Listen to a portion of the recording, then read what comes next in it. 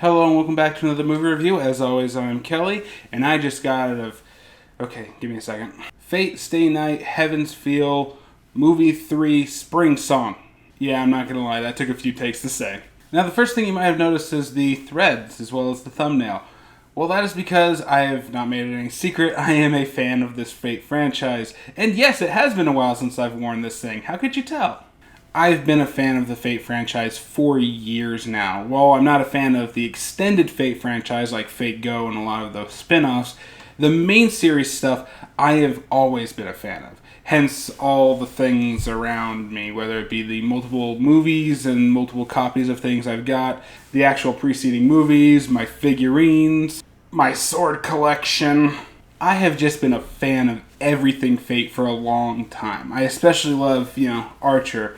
The Archer, obviously. Hell, my channel icon up in the corner there is just me in this outfit with the actual white hair I'm supposed to have, while for some reason holding Tensa Zangetsu. So with all that said, you can probably imagine how much of a heartbreak it was to have this movie showing canceled back in April when it was originally supposed to come out. This was one of those 2020 moments that just really hit me as a fan of this franchise. Just really hard, because I was so looking forward to getting together with some of my friends and going to see this. It was just devastating when they canceled it.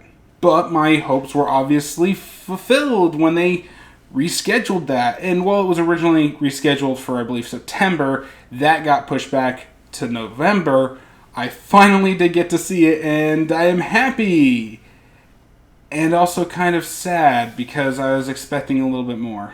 I'm not saying this movie is bad. I'm just putting that right out there, right up front. This movie is not bad. If you're just looking for some great stellar action, if you're looking for some good character moments, if you're just looking for the final movie in this film trilogy, you're not going to be disappointed. But as an obvious big fan of this franchise, I can tell you that this did not hold up in some regards. Which is sad, because the second movie was so good, I put it on my best list last year. And maybe that's part of the problem, is that I maybe overhyped it to myself, but at the same time, there are some very, very obviously big flaws here. Most foremost, that it doesn't explain shit. But that is me jumping into spoilers. So if you don't want any spoilers, if you don't want me to go into any depth or details, skip to this time code so you can see the general thoughts on it, as well as the final rating. Jumping into the spoilers and starting with the good, the first thing, as always, with anything that Ufotable is attached to, this movie looks fucking amazing. I'm half joking when I say this, but I think that if Ufotable took all the money it spent on its animation and dumped it into a cure for COVID, we'd probably have had a cure 6 months ago. Over-exaggerations aside, it is just mind-boggling sometimes to see their animation here and just see the levels that they can get to. And while nothing in this movie reaches the level of Alt Saber versus Berserker from the last movie, which is one of the big reasons why I put it on the best list, the Alt Saber versus Rider and Shiro fight, or Rin versus Sakura fight, they really went all out with their moving Sakuga. The colors alone are just going to make you think you're on acid. And honestly, it's not just the animation itself, it's the general choreography of things.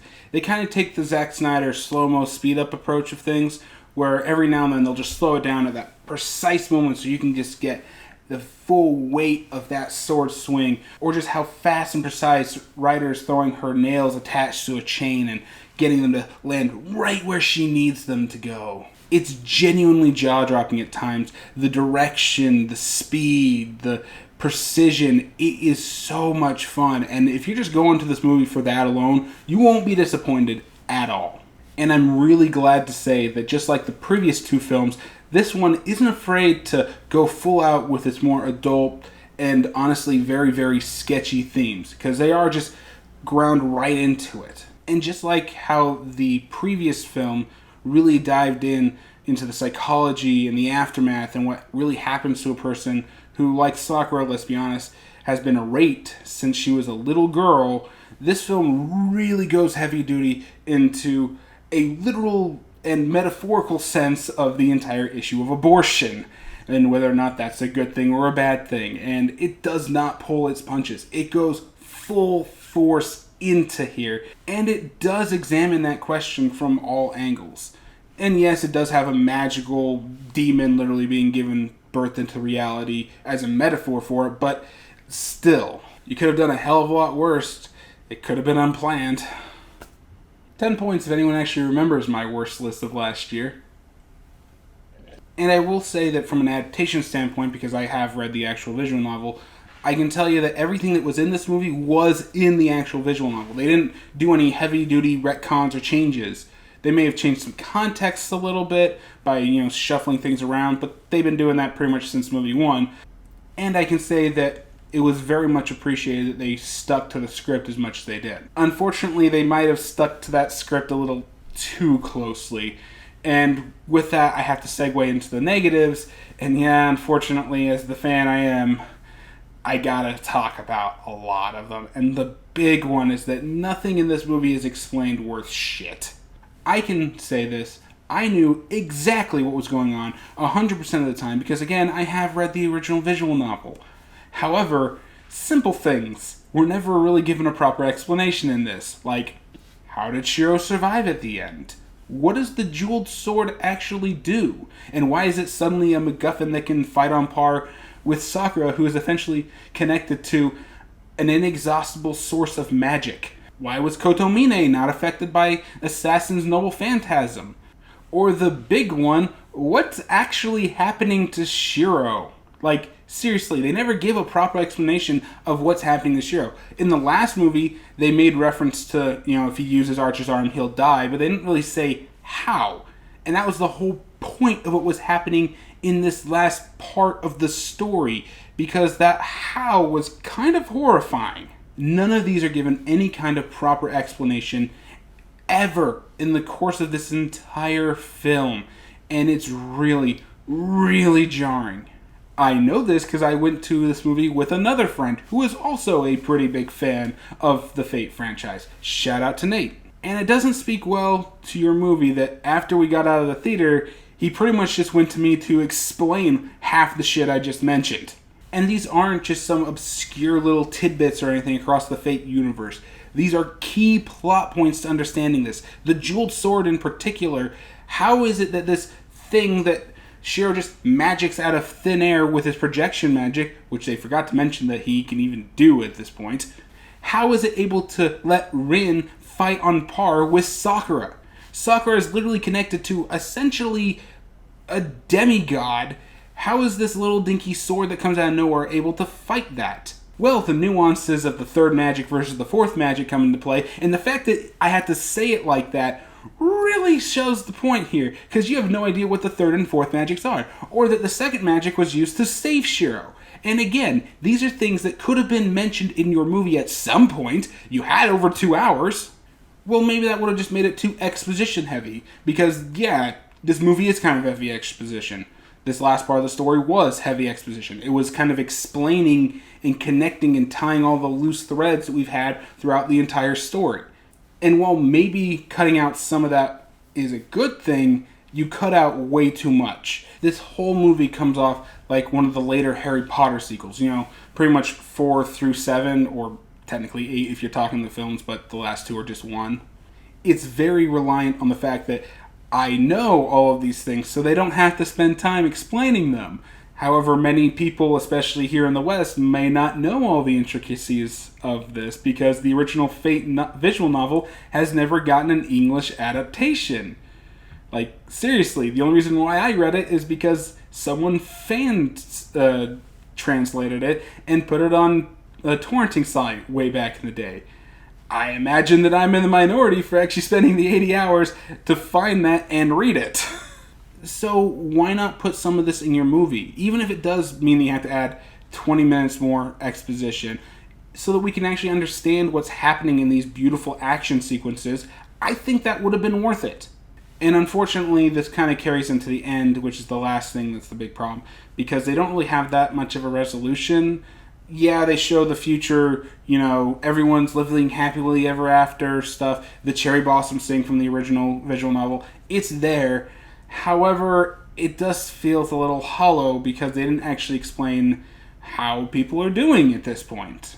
It doesn't show at any point how much shit Rin had to go through with the Mages Association because they all destroyed the Holy Grail once and for all to make sure nobody could actually go through this world apocalyptic shit again. They didn't make mention to how Ryder is still alive despite the fact that the Holy Grail is over and the Grail itself is destroyed.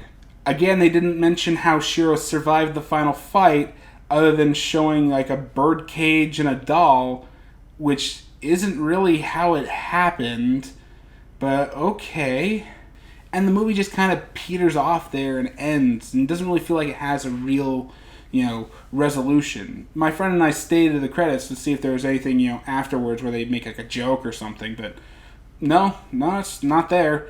It really feels like the ending that, Bill and Ted 3 had, where the movie just kind of ended. Yes, things were resolved, but, where's the other 10 minutes there? But with that said, would I say this is a bad movie? Fuck no. This is a very, very entertaining watch, and I can highly recommend it to anybody that's a fan of the Fate franchise. This is essentially what we've all been waiting for. Heaven's Feel, the final of the 3 storylines, is complete and adapted. But can I say they went out on the biggest bang possible? No, unfortunately. There's just too much missing from here. There's too much information left out, and while visually it's still amazing, the second movie was still better. And I feel that it kind of peaked over there, and while this does get to a high, it's just not the high. You see what I mean? Will I end up buying it? Well, obviously I will. But could I recommend someone else to buy it? Yeah, that's a harder question. That's more of a case-by-case, are you as much of a fan as I am type situation.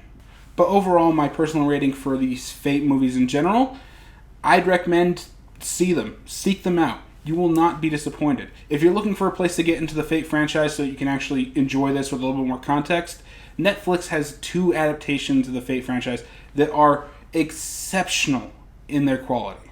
Those would be, of course, Fate Zero and Fate Unlimited Blade Works. Zero being a prequel to everything that happens, and Unlimited Blade Works being the second route of the original visual novel, essentially taking place at the same time that Heaven's Feel does, but more like a parallel reality where things were just slightly different at the beginning.